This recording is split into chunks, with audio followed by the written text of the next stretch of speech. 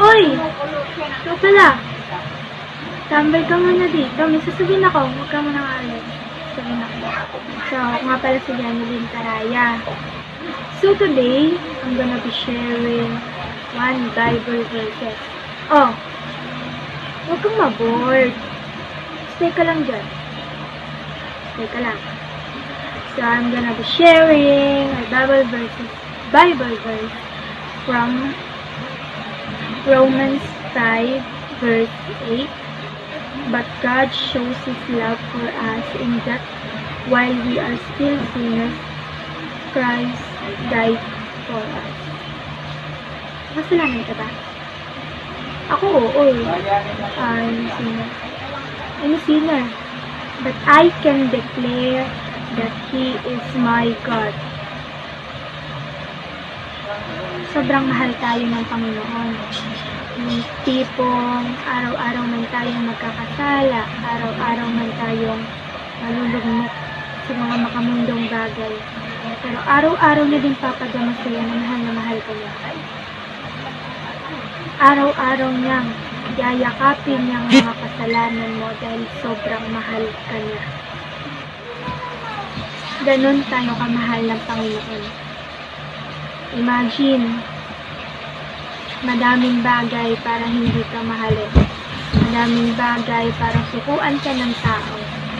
Pero ikaw, hindi ka sinukuan ng Panginoon. Ako makakahanap ng ganun tao, diba?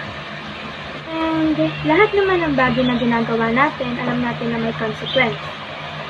For example, pag di ka nag-review, pwedeng bumagsak ka sa isang test or exam.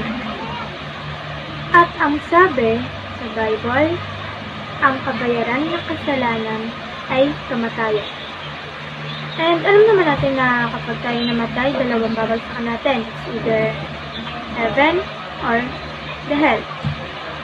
So, wala naman siguro sa atin ang gustong mahirapan. Wala sa atin ang gustong mag-suffer. So, dahil mahal kita, at alam kong may purpose kung bakit mo ito pinakalan, I'll be sharing to you this verse. This is from Romans chapter 10, verse 9 to 10.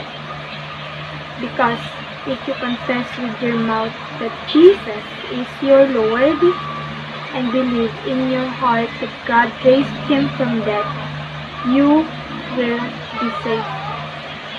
Simple lang, di ba? Naranasan mo na ba yung may gusto kang pasukan pero ang daming requirements para makapasok doon? Kay Lord, isa lang. Isa lang yung gusto niya. Itanggapin mo siya sa puso mo bilang Panginoon. Hindi naman mahirap eh. Wala namang masama kung pagbubuksan mo yung puso mo para sa Kanya. Sa ibang tao, sa ibang tao, no doubts, binibigay mo yung puso mo. What if sila yung kumakatok dyan? Nak, pasok ako. Hindi kita iiwan. Hindi kita pagpapalit. Mamahalin kita. Totoo yun. Totoo lahat yun. Totoo lahat yun. Si Lord lang ang magpapatunay na pinili ka at worth it kang mahalin.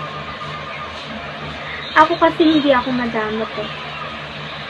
Sinishare ko to kasi gusto ko na makilala niyo din yung tao na nagparamdam sa akin kung gaano ako kahalaga. Yung taong hindi din ako iniwan na kahit anong sitwasyon.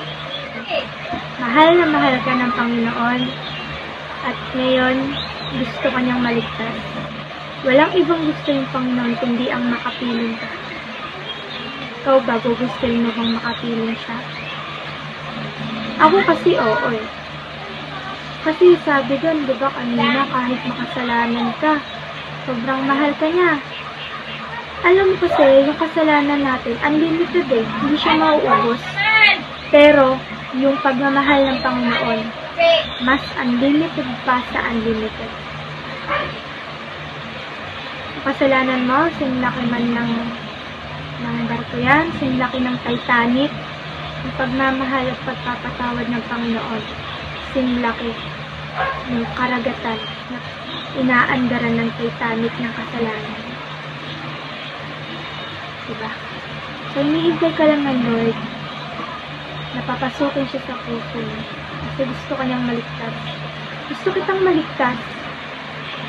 Kasi gusto kitang makapiling kasama ang ating Panginoon. At yan lang. Sana na-inspired kayo dun sa shinare ko. And yan. Thank you. God bless everyone.